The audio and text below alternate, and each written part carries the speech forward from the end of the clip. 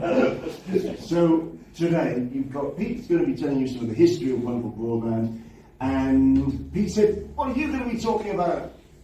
And I said, "Well, don't worry, I will not cross over because I'm going to be telling you some dark tales."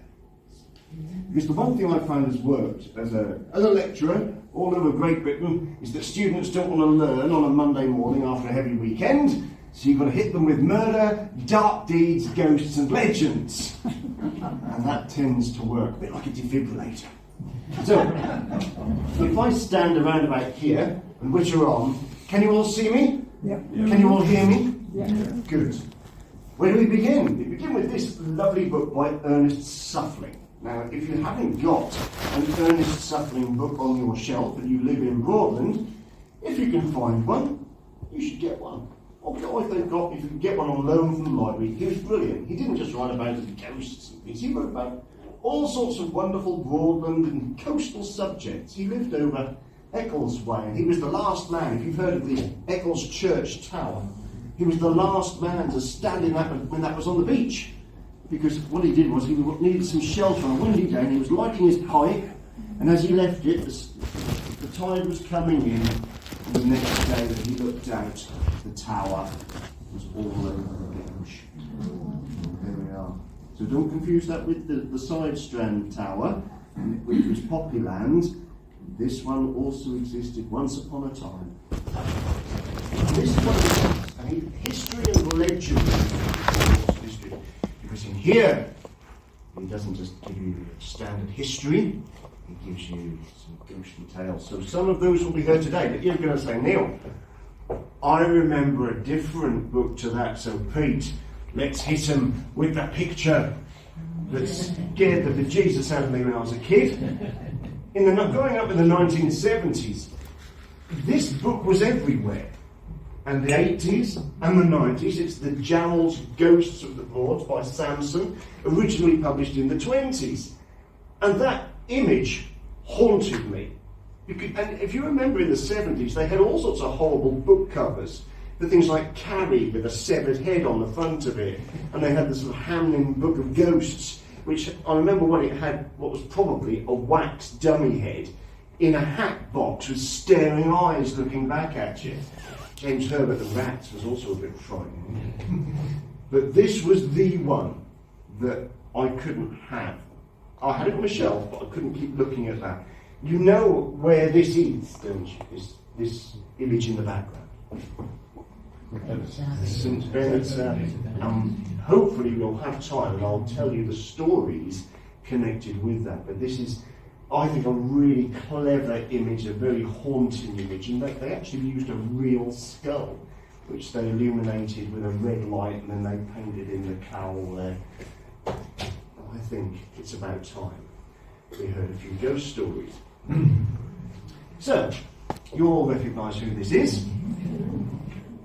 She wears the letter B, and you're going to think, what on earth has she got to do with Broadland? Well, my friend Alison Weir has done an awful lot of research into the Tudors. She's wonderfully published. And she, and I was always of the opinion that Anne Boleyn was born at Blickling. Not in the Jacobean mansion we know today, but the original Blickling Hall, that was in the hands of what was then known as the Bullen family, because young Anne grew up in the French court. So they Frenchicised it to Boleyn. But I dare say many of you will be familiar with the Norfolk surname of Bullen. And so the Bullens they were. And the Bullens had a large house near, if you go to Blickling Hall, and you look to the left on nice summer days, you can see where the old hall was, between the hall and the lake. You can see it in the grassland there. Some of the outline turns up quite well. The driveway would have been pretty much the same. And that's important for this story, because when she was executed on the 19th of May, and she was executed within the walls of the Tower of London, and then she was buried. In fact, what took off Anne Boleyn's head, you know? French sword. A French sword. A lot of people think it's an axe. Standardly, that was what was done to the nobles of this land. If you are treasonous, your head is chopped off, put your head on a block, chop.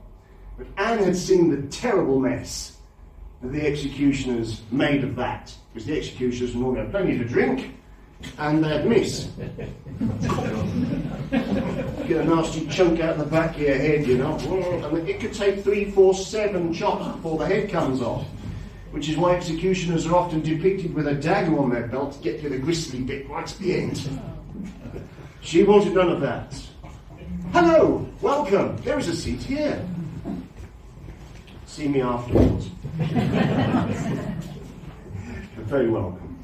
Now, she'd seen that horrible mess, and as a courtesy, she was allowed to bring over a headsman from Calais. We still do not know his name for sure. But after the execution, and she's executed not with her head on a block, but kneeling upright. A lot of you didn't know that, but she's kneeling upright. The executioner's assistant, who was standing where as she was brought out, he was standing where she would have expected the executioner to be.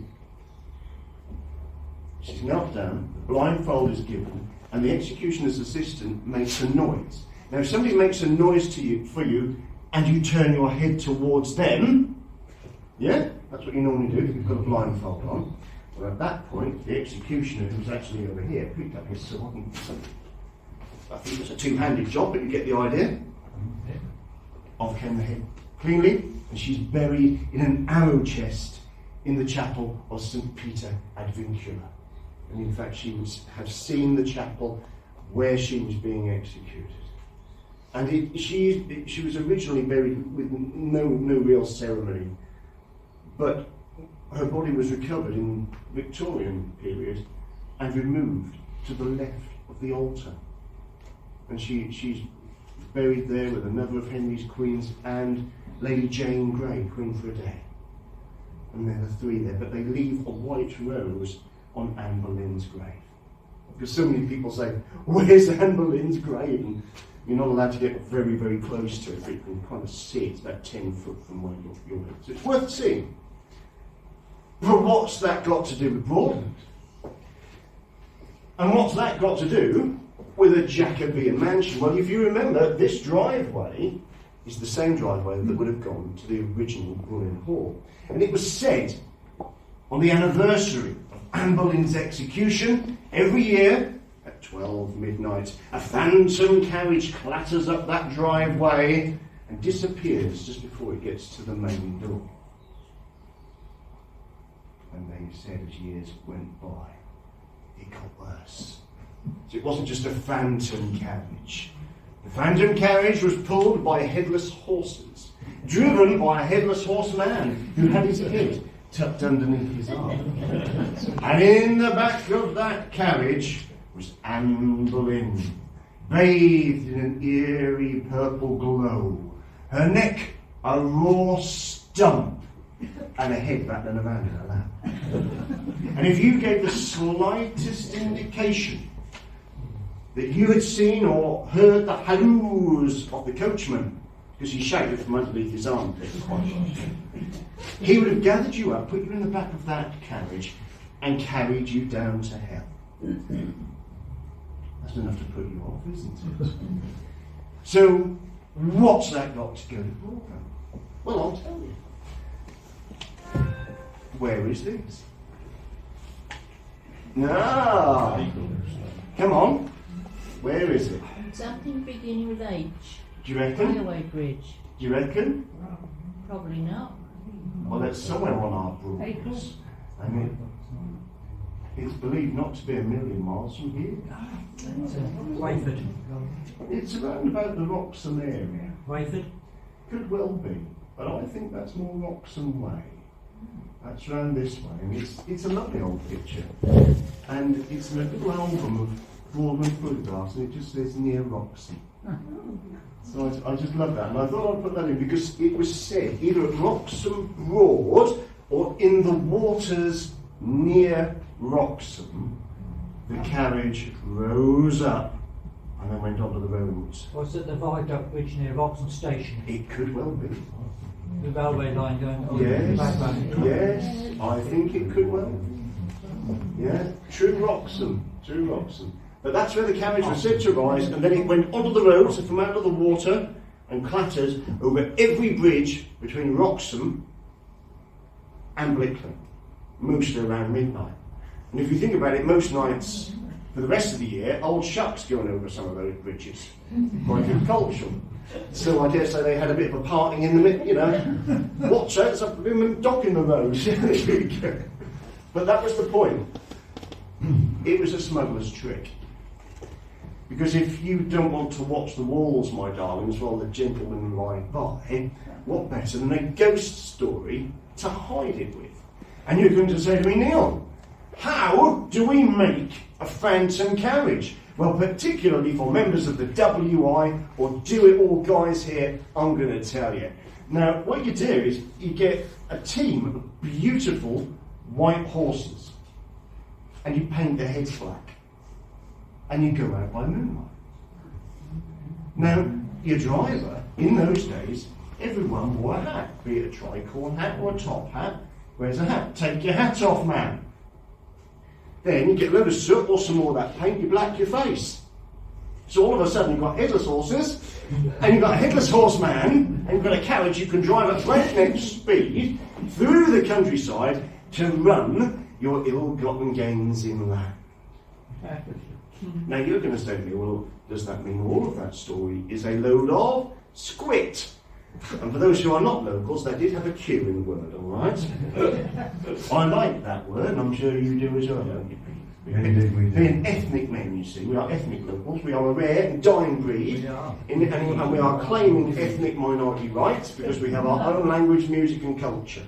And if you don't believe that, well, you can go and do it and all, can't you? So, but you might like to know, do you know what they were running in the smuggling carriages that they were running in land? Brandy? Brandy's going to be there. What else? Tobacco? Tobacco, yeah. What's the big stuff though? Cocaine. No. French lace was very popular. Bananas. There was a big seizure of bananas in North Walsham in the early 19th century. But the big thing that they ran was tea. Because tea was so expensive, it had such a duty on it, so they were running casks of tea, which is why they wanted the bigger carriages to run them in.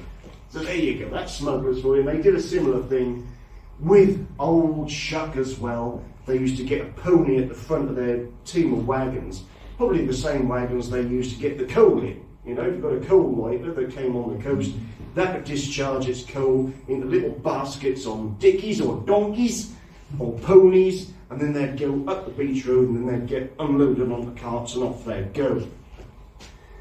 But yeah, they used black shuck, and what they'd do is they'd get the smallest or youngest of the ponies and they'd put a big old shuggy blanket on him so he looks all matted, maybe put a chain round him so he clanks a little bit as well, and swing a lamp around his neck. Now that number one, that was so they could see where he was and where they were going. But they made the story up then that Old Shuck or Black Shuck, that you should never ever mock, was actually only one-eyed. And they even tried saying that he was headless too. And they put into this rumour that if you see Old Shuck, either you and you tell somebody, right, you've got to leave it a year and a day. If you tell anybody that you've seen that before a year and a day is out, either you or a member of your family will go mad or die. So that's a good reason to keep your mouth shut. Thank you, sir. So, we've moved on to it. Old Shuck. But don't be misled. It is not an old smuggler's tale alone. When I give this talk, in North Norfolk in particular, and I speak as a North Norfolk man myself, and my ancestors were from that way, from Worcester and Sheringham and all around there. We don't mess about. When I've given this talk in those areas, people are very mindful and listen. What do you say about Old Shuck and Black Shuck? Because it's a living belief. I've spoken to people after groups just like this, quiet words that I've seen it. and they're not pulling my leg. There's no reason to. And in country areas where you don't get many street lights, where there is a street light and black shucks about, the light goes out. And when that dog and normally that won't attack anybody, that'll look at you with big old red eyes. That's a bit of a warning, be careful where you go and what you're doing in life. Particularly if you're on a bike and you're looking at that. But that is a warning in life. Be careful if old shucks are looking at you. And those eyes, they'll keep watching and they just fade into darkness. And as they fade away, the street light comes back on again. Make no mistake, it exists. But let's think about how old this is. Now, this is one of the oldest known ghosts on the books. Because shuck, it's an unusual phrase, isn't it? When I was a kid, I thought, where on earth does that come from? And it comes from suaka or skaka, which is Anglo-Saxon for demon or devil. And it's got that deeper root. And you can find the story of the black dog in East Anglia back for literally hundreds of years. Not probably over 1,000 years.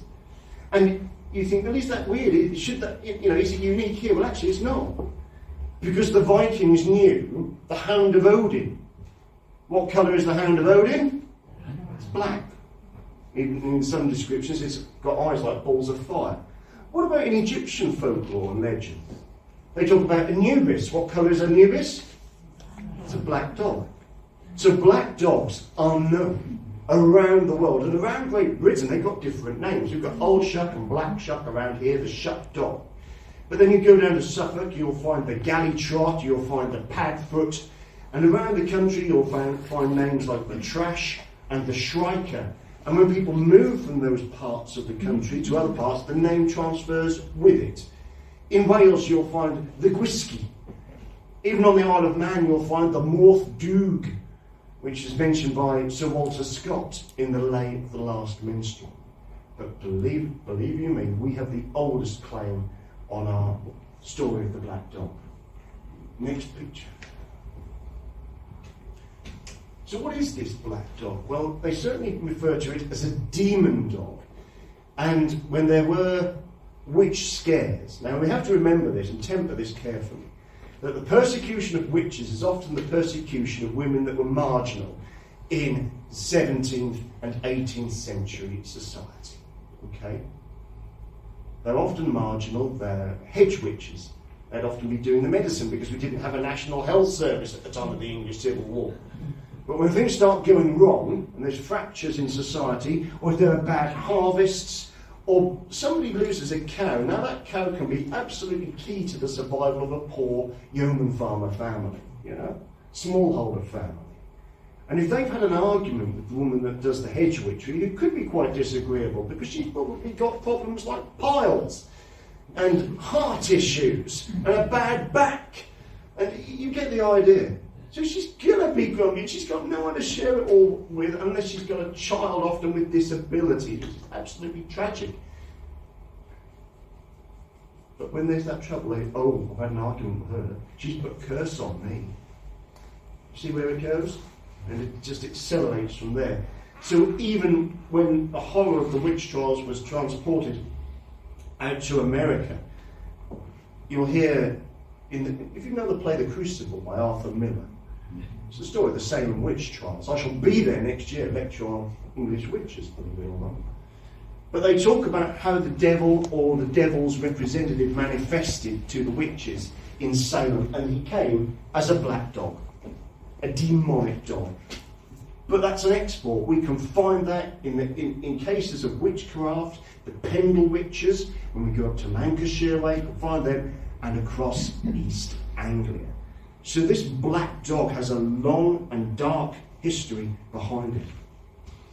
Even in London. Now London is our capital, it's supposed to be sophisticated, forward-thinking. But you will find in the 17th century and beyond, there's most certainly accounts of the Black Dog of Newgate. Now, I don't know about you, but I think that looks more like a cheeky spaniel that they tried to make look terrifying with a set of snakes on its head. Now, the black dog of Newgate is that big, fierce, black, shaggy dog that loiters around the shadows. When Newgate was a prison, and they knew that there's going to be a hanging, Dad starts seeing the old black dog looping around. And then once the hanging had taken place, the black dog would carry the souls of the hanged down to hell. And you wouldn't see it again until that came to be a hanging time. Around. The Newgate was demolished in the early 20th century, and it's now occupied. The site is the Old Bailey. Yeah? The Central Criminal Court. I haven't heard any complaints of black dogs loitering around. Now, my lovelies, I'm going to take you somewhere which is dark, it's uncanny, and not quite of this world. Some of you may even consider it dangerous to go there. But I have been there in the research for this talk and witchcraft over the years. It's a place called Suffolk. Yeah, I know, I can feel the trepidation, I can smell the fear now, but I did come back quite safely. I had a little bit of counselling, but I'm okay. In Suffolk, they had the most infamous appearances of black dogs. And it was on the 4th of August, 1577, at Bungay. Now, interestingly, the 4th of August is a date of doom, because the 4th of August is the day that Britain joined the First World War. And if you look in history, August the 4th, anybody born on August the 4th? See, thank goodness for that. Not born on the day of doom. But at Bungay, where they still celebrate the black dog on a zap of lightning, 4th of August 1577, the zap comes down, bursts the church clock, and through the tower comes one, or in some accounts, 2 black dogs. They run up the aisle, and when they touch people, they are drawn up like purses. Now, it's interesting, if somebody does get struck by lightning, it works it's electrical, it's a massive electrical shock, and that does draw you up if it has a fatal consequence. So there is some truth in it. It's certainly recorded in the church books, or was until they were destroyed in a fire in the early 19th century. But go you a little further along from Bungay, and you'll go to Blythburgh Church, which is worth a visit no matter what, because it's got fantastic angels in the roof that have got holes in them from musket balls from Civil War soldiers, used them as target practice. It's a fantastic place, but there's nothing in there written about this. And this is intriguing, because on the 4th of August 1577, dogs went in here too. It is well attested in the historical accounts that the priest tried to send the dog on its way. People were drawn up, people were killed. Some of the masonry that came through the tower actually smashed chunks at the corner of the font. Now, this is not the work of iconoclasts removing the heads off saints. These are great big chunks of stone that have fallen from the tower and bashed out the sides of the font. You can see it, put your hand in it today, all these years on. The priest sent the black dog on their way, and the black dog clawed up the door. Couldn't get out of this door. The other door flew open, and boom! Out it went, and disappeared into a cloud of sulphur. Or at least they could smell what they call brimstone, which is the old word for sulphur. Do you know about that? Brimstone and treacle. Now, you may recognise that smell as smelling a bit, frankly, eggy. Yeah? Now, and that also means if people say they've seen the devil or demons, they often say they smelt the sulphur, they smelt the brimstone. But I think some people were particularly nervous about it, and that might have led to the smell. Oh, well done, afternoon audience, well done. Anyhow, the claw marks on the Blythburgh door are still there. Pete, let's have a closer look. There we are. Now, that's not just a poker laid against it, and they've been exposed for over 500 years. If you walk in the church, you can touch them. And there is another reason why, that these marks still exist on that door. And that's because Suffolk people are too tight to buy decent sandpaper. I say that with love. I've got some great pals and stuff. But can't trust them, but they are nice people. And as we're down in that neck of the woods, and it's kind of like the southernmost reaches of Broadland, you will find Bower Castle down that way. Now that's intriguing because once upon a time there was a big open estuary, which is where Yarmouth is now. Isn't that great? And Yarmouth is such a historic town. It needs so much. Needs a bit of regeneration there. But there's so much history to do on Yarmouth. But in the time of the Romans, there was no Yarmouth, and the mouth of that river went from Caister, where there's a shore fort there. Not very much of it left, but there was one. And down here was Bower. And over either side of this great big estuary. And that's why that river was so key to the success of Venta Icenorum. You know Caister St Edmunds, you've heard of that? And that was that river channel where they brought in the wines and the pottery and the armour and all sorts of things to keep Romans in a state to which they become accustomed. But here at Bower Castle, there's an old legend, and it is a tall old Norfolk tale. I love it. It's called the Legend of Old Scarf, and they tell the tale of Baron Rudolf Scarf, who was a mercenary in the time of armoured fighting knights. And he'd sell his services to anybody. Good knight, vicious. And he'd turn, you pay him more, he'd turn. When he died, he was so bad, he went to hell. In fact, he was so bad, he made the devil look good. So the devil didn't like that. Can't have that. So he turned him into a great big black dog. Boof! Then he put a chain all around him. Poof! He's got to be wrapped in that chain forever. And he damned him to Great Yarmouth forever. That's punishment enough. So, in the catacombs and the tunnels under Great Yarmouth, that's where he had to lurk. He was bound there by the Grey Friars monks. And they had this candle service every year, but they'd go out on the old Haven Bridge, and they would light a candle, each one of them, and drop it in the water. And only if all those candles were reunited and lit would the dog be able to walk. Great. But after the dissolution of the monasteries, there's no more candle service. So, Old Scarf, the Great Yarmouth version of Black Shuck, he starts plodding around at night, frightening people, scaring people. They nearly scaring people to death. But as the town develops, he starts getting further and further because he likes a good run in the open air and open ground, so he goes to South Town. And you'd hear him clanking over the bridge at night time, supposedly. And when South Town got busy, he got further and further down, and this is where you'll hear him running and a panting around there. I don't know about big black dogs there, but it's a very strange place. And you'll hear voices around there, and I've heard them myself. Now, it might be because it's in the bowl of the river, but you hear voices on the wind, and there's no one there. If you don't believe me, take your grandkids, nephews, or just go yourself and have an explore. Might be surprised. If it's on a nice day, it's lovely. Okay. And the last of our Black Shuck tales really takes us, and it's just to give you that little extra version from Salthouse, and that's when a ship broke up on the coast, and the captain said, abandon ship. This is about, again, it's that late 18th, early 19th century. Captain gathers his big black dog, and over he goes. When all the crew died, and they're buried in the great big mound near the church. But they didn't bury the dog with them. They chucked the dog in the salt marshes. Can't bury the dog with me, they said.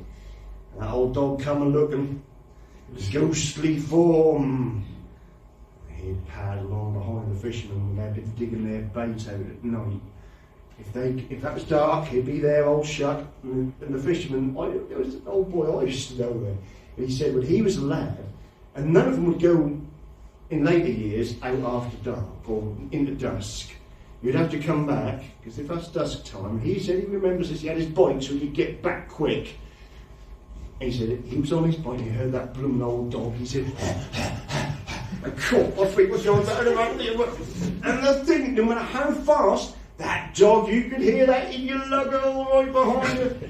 And that was only when he got the other side of the coast road that he scampered up the road. I think it was Cross Street. And he dared to look back. And even when he looked back, them old red eyes looking back at him.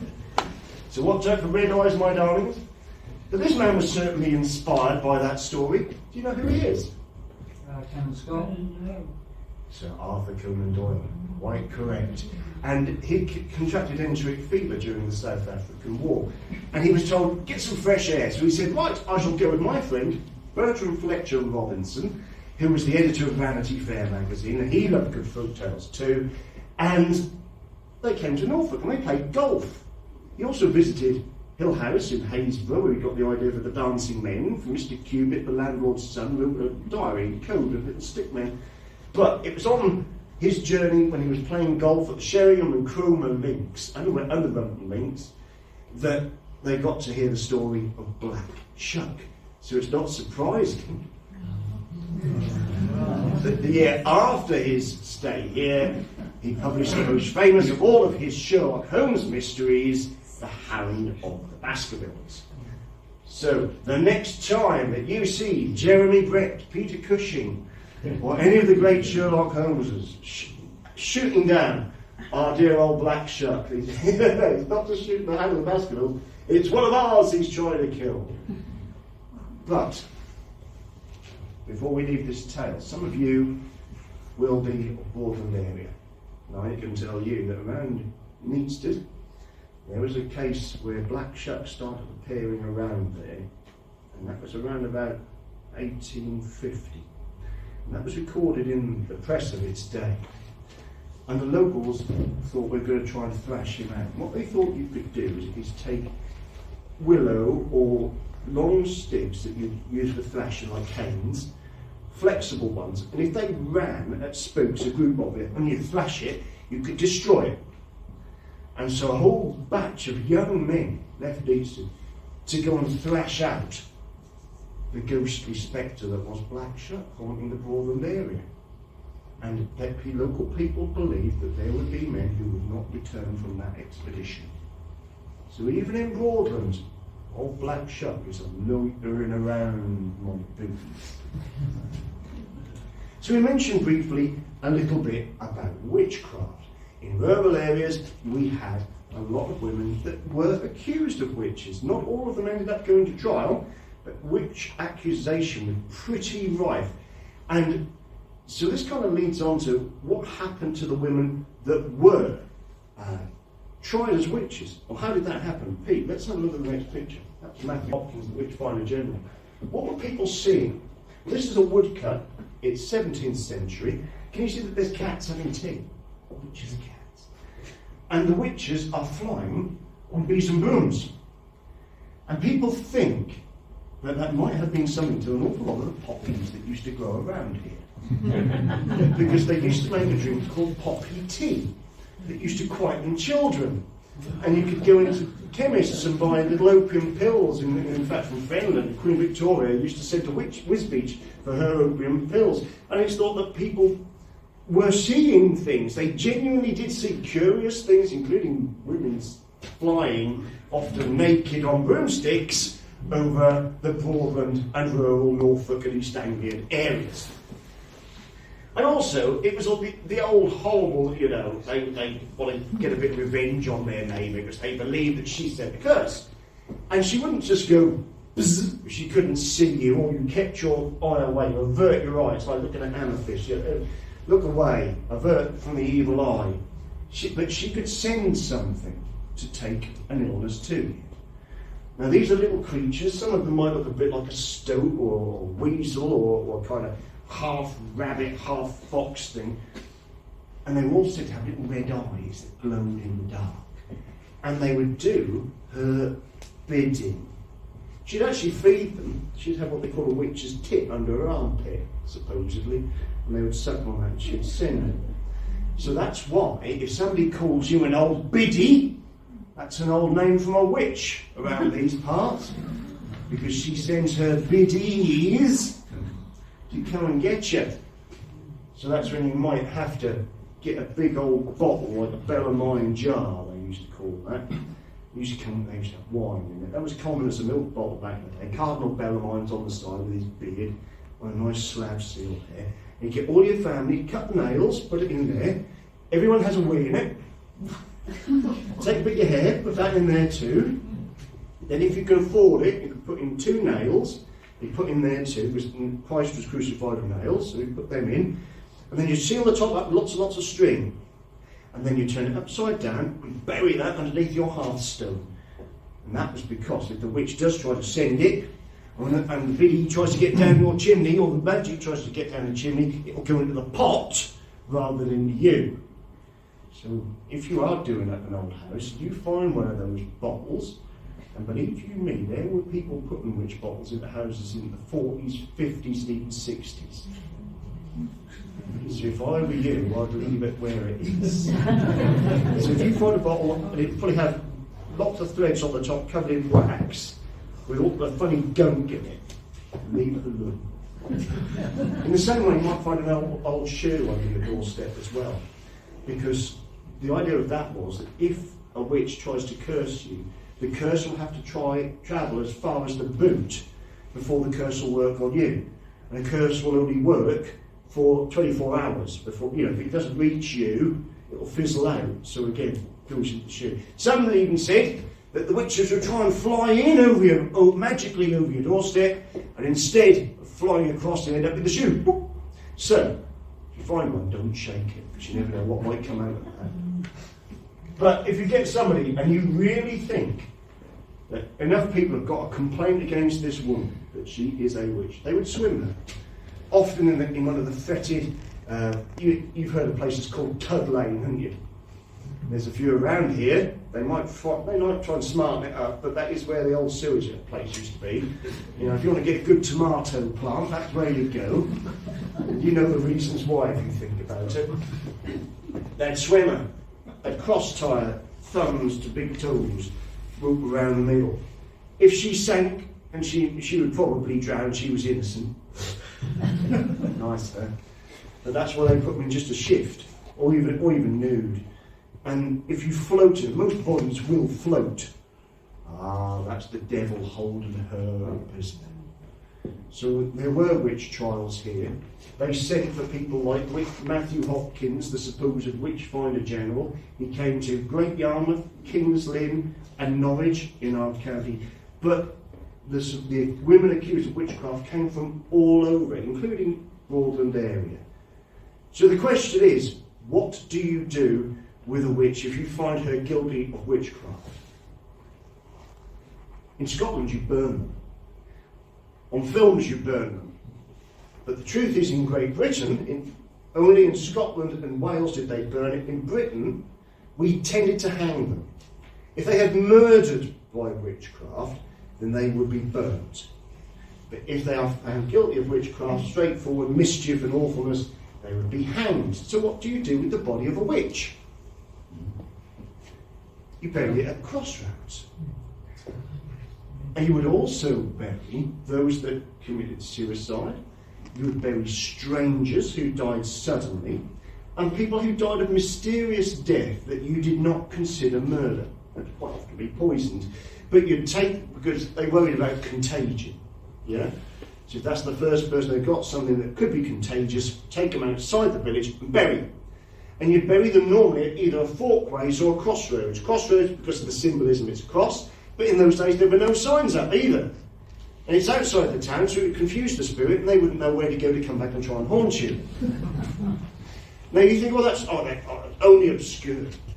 But I promise you, across the area where you live, if you've got a crossroads of any ancient standing, there's a really good chance there would be bodies underneath that. Because this was in existence, a law that existed for hundreds of years. When William Marriott put in the Midland and Great Northern Railway, he was their chief engineer, check his diary out. And he said that every time that they went through a crossroads when they're digging down and putting the railway in, they would find not just a body, but bodies. And that's the sort of thing he would find. That's Ursula Kemp. She's one of the witches of St. Soph down in Essex. And they found her in the 1930s under a road widening scheme. If you look really carefully, you can see that the nails were put through her joints. She didn't just have a stake through her heart. They nailed the joints down. The nails were still intact. The old stake had rotted away. But How did they identify her? because historical records told her she was buried there. She's the local witch of St. Scythe. And that's where she was supposedly buried. They just widened the road, took over somebody's bottom of their garden, and there she was. The bones, incidentally, were removed to the Witches' Museum in Boscastle. And then they were sold. You can't sell bones nowadays, but after the museum, they sold them, they went somewhere. So we can only hope that maybe she's had a decent burial at last. Now, where's this?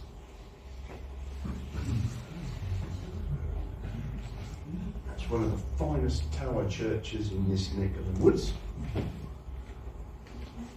That's Ingham. Ingham. You see, the problem is we've got the greatest concentration of medieval churches in Europe, not just in Norfolk and Suffolk, in this county. So we are spoilt with our wonderful churches, and they're often built on very similar lines, aren't they? So it's understandable that it doesn't, unless you live near there. Anyway, in this churchyard there is a ghost, and I can find no, and Suffling mentions her, she's known as the Green Lady. Some people say she was the lady of the manor. I can find no record of the haunting other than it's the Green Lady. She's in an elegant green dress. She's thought to be quite an ancient ghost that will go back centuries. But what is intriguing, on the road near here, do you know the Ingham Swan? Have you heard of that? Yes. My friend Keith Fiddy used to run that in the 1990s. I used to go and have a little meal out, and it was always lovely there. But sometimes you'd have to drive along from Stoundering through quite a misty road, often be misty. One night I was in there, a fella came in, he was absolutely ashen. And in those days there weren't mobile phones. He said, I need to use your phone, please. And Keith said, well, what's the matter? This man, I was in the bar, I heard him. He said, I killed someone. I said, what do you mean? This man was clearly very, very shaken. I've driven through an old man who's walking on the middle of the road. He just came out of the mist. Keith knew what happened. He said, all right. He said, calm yourself down. Did you hear a thud? No. When did he disappear? And the bloke's face just dropped. He said, he was halfway through my bonnet. He'd driven through it. It's a ghost. And that's how you feel. If you ever encounter it, it's like, that really just happened? And this man was genuinely shaken. He was ready to call the police. Fascinating. But the most famous of all the hauntings of Ingham relate to their nights. And if you've never been here, you should. It's worth a trip out. If you're passing and you don't know what to do with grandkids for a day or whatever, take them inside. It's normally open. Very nice people look after the church. Now that is Oliver de Ingham. There's not an awful lot of him left, but you get the idea that he was once a magnificent reclining knight. Let's have a look. That's what he would have looked like when it was new. Do you get the idea? When you look at him, and whenever you see reclining knights, always look underneath, because that's where you can often find the indications of what the paint would have been. They would have looked like they were in life. They wouldn't have been in stone. They would have been painted to look lifelike. So this is the idea of what it would have looked like with a back frieze as well. Let's see if we can have a look at the face of Oliver de Ingham. If you go there, he kind of reclines towards the wall, so I had to go on a precarious stack of chairs. I had my then girlfriend holding the stack of chairs, and I'm trying to just get over the top of the camera to get it. The things I do for you, lot. But I wanted the face of Oliver de Ingham, because once a year, so the story goes, he comes to life. What should be metal becomes metal. What should become flesh becomes flesh. And Oliver de Ingham sits up in his tomb. And he goes, he swings his legs off to the side. He goes, oh. Or so would you if you've been laying on stone for a year. He gets up and he walks down the aisle of the church. Now this is Roger Dubois and his wife. Roger Dubois fought at the Crusades. Can you see that he rests his head eternally on the head of a Saracen? He's absolutely fantastic. Oliver de Ingham places his hand on Roger Dubois' shoulder. Thanks, Pete. And so, it's like his eyes are still intact. What should be eyes become eyes of eyeball again. What should be flesh becomes flesh. What should be iron and metal should be metal again. And so, Roger Dubois also gets up, swings his legs off, and the pair walk side by side, swords drawn, down the aisle in the church. And then they go to Stalham Dyke. And then in the swirling mists of the Stalham Dyke, out comes the Saracen. And they fight with the Saracen, and only when they have slain the Saracen, and the Saracen sinks beneath the murky waters of Stalham Dyke, can the two knights walk back once more to Ingham Church and resume their positions and return back to Stoke. That's one of my favourite ghost stories. This one you might well know. This is... So I'm going to give you a clue.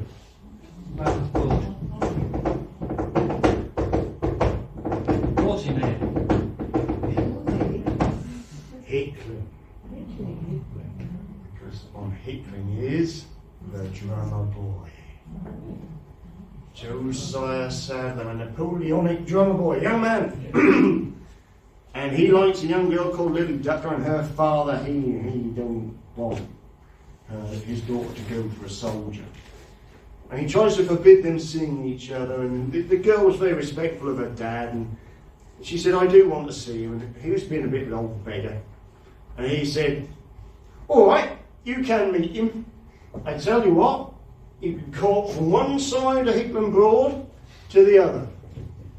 And if you can meet in the middle, you can give him a kiss. Or what the old boy hadn't planned for was one of the biggest frosts of the Napoleonic War years. So Josiah Sadler puts on his drums plan. He gets his drum, he puts his skates on, goes skate across it. Fantastic. And Lily walks across, and there we are, they meet in the middle and have a kiss and dance, and it's beautiful. But of course, they want to meet regularly. And almost every night they meet there, but of course, as the season passes, the frost gets thinner and thinner until Lily wouldn't walk out on the ice. He said, I'll still come across the ice to you. And she hears the whoosh, whoosh of his skate. She hears the drum. And then she hears crack and sploosh. And the drummer boy disappeared beneath the ice. He was washed up dead 2 days later. But it's said, evenings like this, lovely sunset time, when the two lovers used to meet, you'll still hear the phantom drumming of the drummer of Hickling Broad. So if you want to really frighten people, go along those pleasure boats are moored up there. Give them a little drum on the top. As you walk by, and hope they know the story. My lovelies, well, where's this? As we say in Norfolk, when I'm with a Norfolk audience, I get broader. I have to speak so well when I lecture for my students, you see. You never know. But it's nice to be home in my hometown. Speaking my native tongue. This that's right, Horn and Ferry, as it used to be. And this area is like a lot of Broad. I love this picture, I wanted to share it. This area is haunted, and you can see the wherry in the middle. And this story actually comes from wherrymen, different wherrymen over the years. Particularly Kim Dow, who was master of the White Moth on there, and he's told me some extra bits on this, I like it. He'll tell you stories of Hyter sprites. Have you heard of Hyter sprites, my babies? Let's see if I can tell you a little bit more. Well, a height sprite is a glowing light. And some people used to say that they were spirits of children, or the old wary men, but they glide around. And they're strange. Some people call them will-o'-the-wisps, jack-o'-lanterns, jilly-lanterns. That's how they're known around the country. But very important, they are particularly known as height sprites. Okay? This is Ersted, a place called Herd's Hole, or Hold in Ersted, used to be a particular haunting of a height sprite. If you ever read Whistle and I Will Come to You by M.R. James, the master of the modern ghost story, it's based on such an incident that you could see this light glowing very close to the river. You could whistle or call and it'd come. But you make sure you move, and you can move quick enough because that'll chase you. And if you carry in a lamp and you see one of them, you've got to put it out. Because if you do, that would come across and that would, like and speak, in your lamp, which would be a wick lamp, put your paraffin in, and that pop it. So all your glass around it, pop it, or if it was a lanthorn, pop the lanthorn. So he was a bit of a devil. He tried to lay his spirit. The rector of Ersted went out and tried to lay the spirit of Herd, and I don't think he managed to do it. So he's still floating around. This gives you an impression of this little 19th century engraving. That's how they kind of appear. I've certainly seen them. They're larger than glowworms, so look out. But look out for when there's lots of them, because when there are lots of them, they are a warning. Joseph Bexfield of Thirlby did not heed that warning, and he insisted on walking across the marshes to try and get back to his home bed for the night rather than sleeping in the cuddy on the wherry. He was led astray. Was it by the dark or was it by the height sprites? He was found washed up dead the following morning, and his body looked like that. It had a bit of a pummeling. But not from fist or blade or cudgel. Strange. Now this you might recognise it. That's gone now. Alston Mill. Alston Mill. And it is around here that you would see a great intensity. And around mills where they used to have these mill races, mill race here that would have a sluice of water that would flow. We don't have much of a flow around here, do we? Our rivers are very and our broads are very static. They have a bit, they have waves, but you want flow. Because tragically, if a child is born out of wedlock or dies before they are christened, and they die, if they die out of wedlock or they're not christened, they wouldn't bury them. Did you know this? You couldn't be buried in a Christian plot. So what do you do with them? Well, people in country areas, there'd often be a burying field where a lot of these babies would be buried. In Broadland, it was quite common that the baby would be weighted in rags and put into the water near a mill race. So it'd be carried along and carried away. And that's why, so it is said that around any mill where there are mill races and flows of water, that you will often see many of these height sprites. And if you watch, there's a recent series of Help My House is Haunted. They are investigated on there. I know that we've got nearly time to say goodbye, but I'm going to finish off with a couple of little tales for you. This is the tallest man of his day, Robert Hales. Do you know where he came from? Somerton. Somerton. That's it. Next picture, please. And that's his grave. And why I tell you his story is because at Somerton, if you don't shut the church door, a great big shadow stands there. That's Robert Hales. So watch what you're doing in there. Let's move on. Pot Bridge, our penultimate tale. A girl, her mother, really gets into a pact with a local witch. They sell themselves to the devil so they could marry her daughter could marry the son of the lord of the manor. At the wedding feast, the devil sends a carriage to collect her, driven by a skeleton. It throws the mother and the daughter over her shoulders, and they come to Pot Bridge, or Pot Ham, because I'm bilingual. And supposedly, although it's been that for ages, I think they go through the traffic lights and roadworks, and it goes over the side and plunges into the water and smashes into 1,000 pieces. Which is fun if you just bought a bag of chips and you get to watch it. Our final tale, my darlings. Where's that? Ben, have you ever seen it with its windmill intact? No. Because that was a sort of linseed mill in there. Was it? What was the mill? It wasn't flour. It was seed. But over the years, of course, that's gone away, and all you get to see now is this rather enigmatic tower that looks a bit like a chimney, doesn't it? And the question is it haunted? Well, the old tale is that a monk betrayed. There were iconoclasts coming in to smash the place up. Some people even say it was the Normans that came to take over St. Benet's Abbey.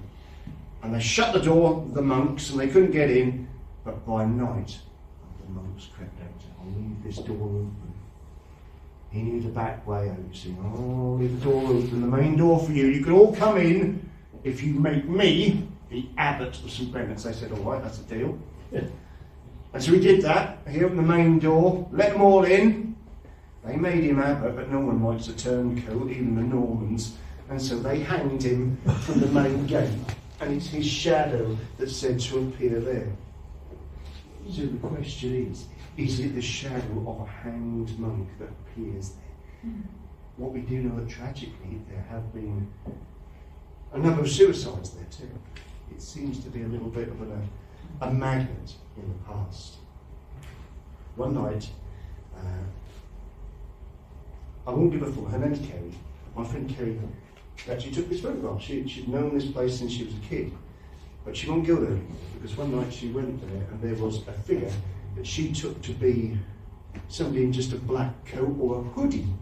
And it's not easy for kids to get there to mess about. You know what I mean, don't you? And he stood there like that.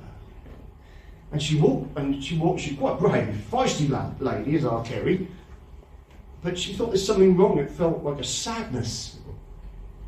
She walked over to the... "Are you all right?" And the figure stopped, put the head up like that. And the moonlight caught the area of the face. It was deathly pale. And where the eyes should be, there were just empty black sockets. And do you know what that said to her? Ha! Thanks for listening. Happy Halloween.